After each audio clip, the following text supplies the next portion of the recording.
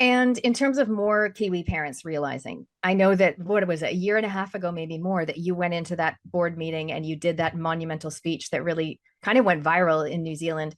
Do you see that more parents are going into the meetings or questioning or emailing in? I mean, to see the PowerPoints that are being presented? So, yeah, it's funny actually, because when I first met you and we did our first conversation on RCR, it was a week before I had gone in and done that speech. So it was back in May 2023. So then I went in and did the speech and videoed it and it went out. And so lots of people saw it. And so at that time, other parents were starting to go in and do the speeches. I actually know now that there were others, there was at least one other that had done it prior, but, she hadn't gone viral about it or, gone online about it. What happened only within a couple of months of other parents starting to go and do it was that schools really put a stop to it. So they didn't really want parents coming in and speaking about it. Now, that's a really big deal. And Rodney Hyde, our wonderful Rodney Hyde, Yes. he spent 10 months dealing with his daughter's school before he could actually get in and speak on the board. Now, that's ridiculous. You should be able to give them 2 weeks' notice and say, I'm coming in to speak. And they should let you because, we should all have the right to go in and say what we want for our children.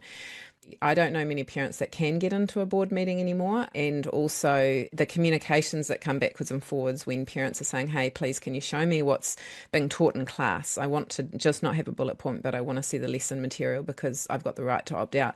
They are now regularly getting hit with, no, we can't provide that information due to copyright, which is absolute rubbish and not the use of the copyright law. It's not like they're going to go and take that material and run down the road and use it as their own. They're wanting to check what the children are being taught. So that's a complete red flag if your school does that.